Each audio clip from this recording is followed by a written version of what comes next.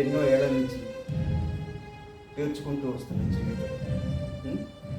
జీవితం అంటే మనమే కాదు, మనం కష్టపడి కట్టుకున్న ఇల్లు కూడా. వాళ్ళు అడుగుతున్నాడు ఇల్లు ఎలా ఇస్తాం? ఎప్పటికైనా ఇల్లు వాడికే కదండి. ఎప్పుడు మనం పోయాక వాడి అవుతుంది, కానీ ఇప్పుడు ముందే లాగేసుకుంటానంటున్నాడే. రుక్మిణి, ఇల్లు చూడు, మనం తిన్నా తినకపోయినా మన ఆకలిని మనల్ని కాపాడి ఈ ఇల్లు మాత్రమే. మన గౌరవాన్ని కాపాడే ఇంటిని మనం కాపాడుకోవద్దా? నిజమేననుకోండి, కానీ వాడు మూర్ఖుళ్ళ తయారయ్యాడు కదండి. సిస్టమ్ పెంపకం, సిస్టమ్ పెంపకం అనే సిస్టమ్ తప్పుదారి పడుతుంది. పిల్లలు తల్లిదండ్రులు ఆశ్రయిస్తారు, తండ్రి కోపడతాడు, తల్లి దగ్గరకు పరిగెడతారు. తండ్రి తల్లి డబ్బులు ఇస్తుంటారు, ఖర్చు పెడుతుంటారు, డబ్బులు ఇస్తుంటారు, ఖర్చు పెడుతుంటారు. ఎలా వచ్చినాయి, ఎలా ఖర్చు పెడుతున్నాం అన్న ఆలోచనే వాళ్ళకు ఉండదు. మనం ఆలోచించుతాం, ఎందుకంటే వాళ్ళు బాగున్నారు కదా అని ఒక కంటితోనే చూస్తాం. వాళ్ళు చెడిపోయినప్పుడు మరో కంటితో ఏడుస్తుంటాం. అదే సిస్టమ్ పెంపకంలో ఉన్నటువంటి లోపం. ఇప్పుడు వాళ్ళకి నచ్చ చెప్తే ఎవరికి? నీ కొడుకు వింటున్నాడా? వింటలేదు కదా. చూడు రుక్మిణి, చిన్నపిల్లలకి గోరుముద్దలతో అన్నం తినిపిస్తాం. అలాగే చిన్నప్పుడే బాధ్యత అనే గోరుముద్దల్ని తినిపిస్తే వాళ్ళు ఎలా బ్రతకాలో ఎలా బ్రతకూడదో నేర్చుకుంటారు. అమ్మా అమ్మా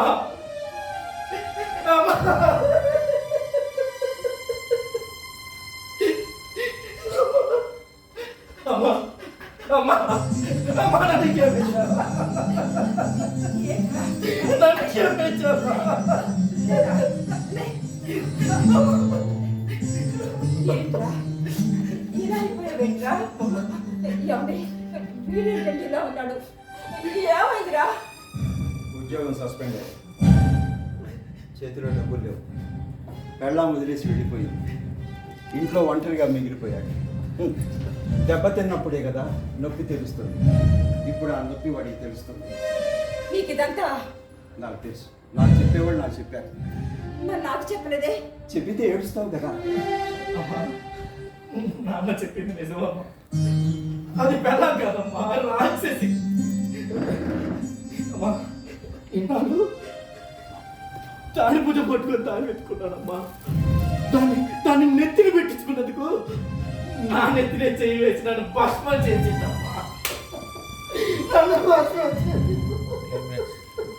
నువ్వు చేసిన తప్పులకి నీ భార్యను పరాయి వాళ్ళను బ్లేమ్ చేయటం కరెక్ట్ కాదు. దోషి నిండా డబ్బు వచ్చేసప్పటికి ఇంకా వాటి కోసం వెనక్కి దిగి చూసుకుంటున్నావు. ఆశపడటానికి అలవాటు పడ్డావు, తృప్తి పట్టడం మర్చిపోయావు.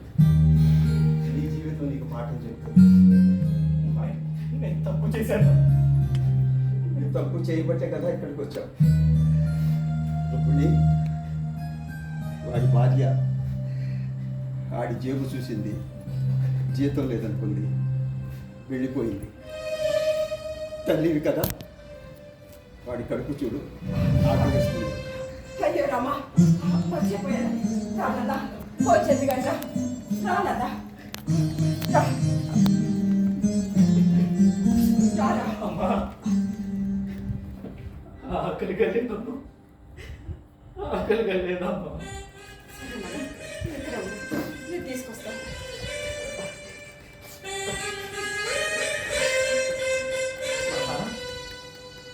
నాకు కోపం లేదు. కొడుకుల మీద ఏ తండ్రికి కోపం ఉండదు, కానీ మీరు ఇలా వెళ్ళండి అని ఒక నిర్దేశం చేస్తారు. కానీ మీలాంటి కొడుకులు ఇలాగే ఎందుకు వెళ్ళాలని ఎదురొస్తూ ఉంటారు. ఎదురొస్తే ఏమవుతుంది? నేను అలా తప్పుకుంటే అలా వెనక్కి వెళ్ళిపోతాను. మళ్ళీ తండ్రి సరిచేయాలి. బయట వాళ్ళకైతే చెప్తాం, కన్న కొడుకైతే ఎలా కొట్టాలో అలా కొట్టి చెప్తాం. మావయ్య, మావయ్య, నన్ను క్షమించండి. నన్ను క్షమించండి మావయ్య. మిమ్మల్ని అత్తని అనడానికి మాట్లాడాను.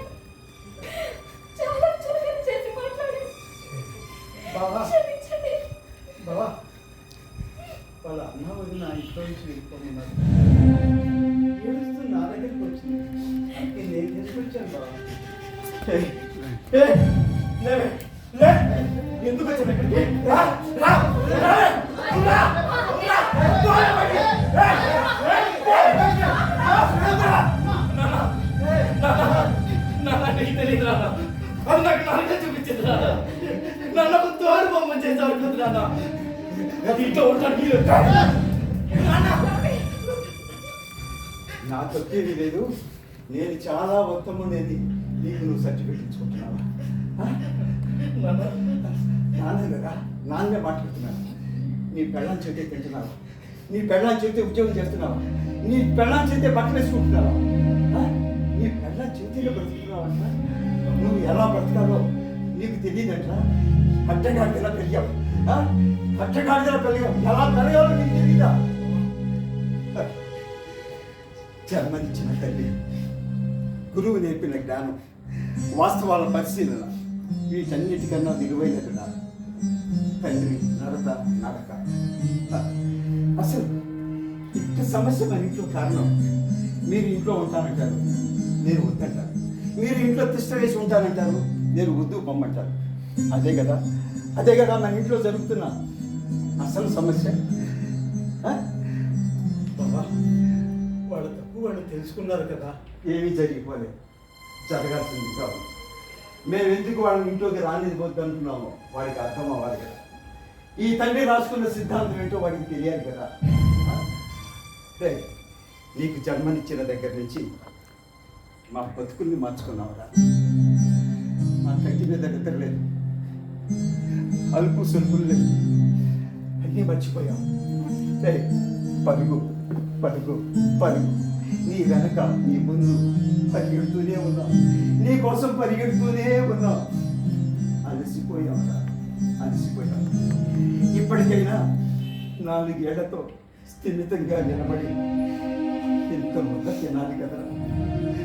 మా నిగ్రహమేం పోవాలి కదరా. యంత్రాలను కాదు, మనుషులమని మమ్మల్ని మేము గుర్తు చేసుకోవాలి కదరా. ఇప్పుడు మేము పోగొట్టుకున్నవన్నీ మాకు కావాలి. మేము నవ్వాలి, మేము మనసారా ఏడవాలి. శరీరం సాగిలు పడినంతసేపు సాగటానికి కూడా అవకాశం లేకుండా పోయింది. ఇప్పుడు చర్మం ముసలితనం వచ్చి ముడతలు పడిపోతుంది. ఇప్పుడు మేము ఒకరిని పట్టుకొని నడవాల్సిన పరిస్థితి. దయచేసి మా నడక మమ్మల్ని నడవనివ్వండి, మా మాటలు మమ్మల్ని మాట్లాడుకోనివ్వండి. ఈ చివరి రోజుల్లోనైనా మా జీవితాన్ని మమ్మల్ని జీవించనివ్వండి. దయచేసి వెళ్ళిపోయి. అవును, నిజమే కదా. నేను పిల్లల్ని వద్దనుకోవటలేదు, పిల్లలు మన దగ్గర వద్దనుకుంటున్నాను. చూడు, దూరంగా ఉన్న చందమామ ఎంత అందంగా కనిపిస్తుంది. దగ్గరికి వెళ్తే అన్నీ కూతురి. రే, మేము మిమ్మల్ని ఎందుకు దగ్గర వద్దంటున్నామో తెలుసా? మీరు మా దగ్గరున్నా, మేము మీ దగ్గరున్నా మీకు సుఖం ఉండదు, మాకు సుఖం ఉండదు. ఇద్దరికి మనశ్శాంతులు ఉండవు. అందుకే మన ఇద్దరి మనశ్శాంతులు, మన 2 కుటుంబాల్లో హాయిగా ఉండాలంటే మన మధ్య దూరం పెరిగిపోవాలి. అప్పుడే ఆకాశంలో చందమామలాగా మన జీవితాలు అందంగా ఉంటాయి.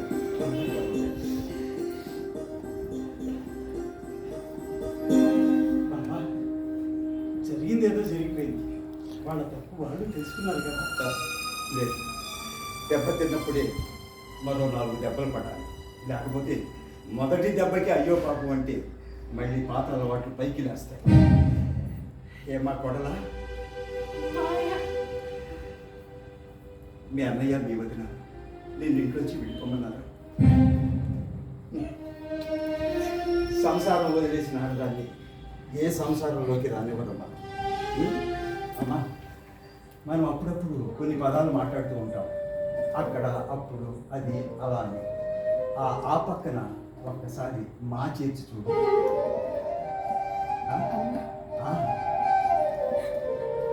అమ్మ అమ్మ, ఆ అమ్మలకి నీకు ఇలా అయ్యారు, ఇలా అయ్యారు. నీకు అమ్మ గుర్తుకు రావాలంటే నువ్వు ఒకసారి అమ్మ కావాలమ్మా. అమ్మా, అమ్మగా ఆ నొప్పులు కష్టాలు పడ్డ వాళ్ళకి జీవితాంతం ఏ నొప్పులైనా ఏ కష్టాలైనా చాలా ఈజీగా గుర్తించేస్తాను. చూడమ్మా, భార్యాభర్తలు పాలు పంచదారలా తెలుసుకోవాలి. భర్త భార్య కంటిన్యూటీగా నిరూపగా మారితే భార్య భర్త భుజానికి ఆసరాగా నిలబడాలి. మీ ఇద్దరు కొట్టుకోండి, తిట్టుకోండి, తన్నుకోండి, అది నాలుగు గోడల మధ్యలో ఉండాలి. అది బయటకు వస్తే నలుగురిలో నవ్వుల పాలవుతారు. అందుకే భర్త నేను ఆకాశం అంత గొప్పని అంటాడు, భార్య నేను భూదేవి అంత గొప్పదాన్ని అంటుంది.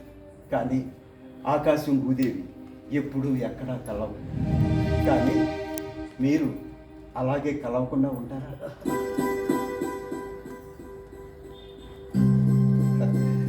రుక్మిణి, ఆ భోజనం ప్లేట్ ఇలాగ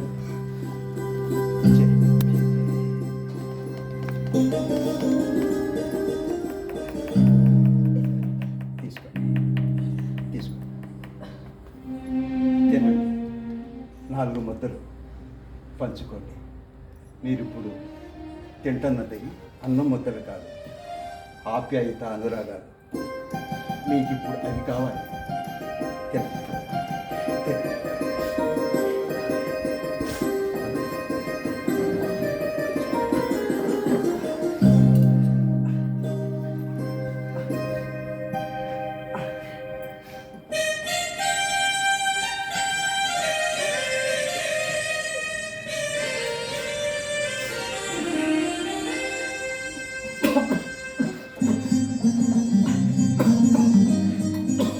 బావా, మరో కొత్త ప్రపంచం చూస్తున్నట్టుగా ఉంది.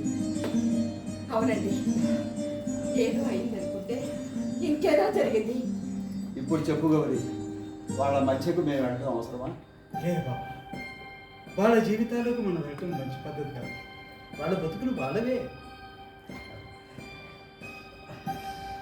రైట్, నీ ఉద్యోగం సస్పెన్షన్ విరమించుకున్నారు. ఆర్డర్స్ ఇంటి దగ్గర ఎదురు చూస్తున్నారు. వెళ్ళండి, సంతోషంగా ఉంది.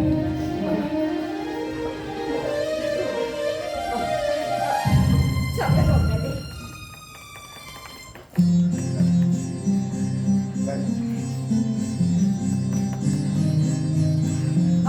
ఒక్క నిమిషం ఆగమ్మా.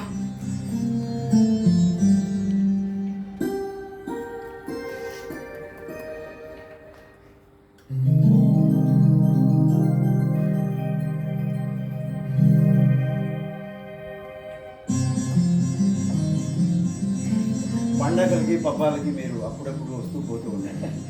మేము కూడా వస్తూ పోతూ ఉంటాం.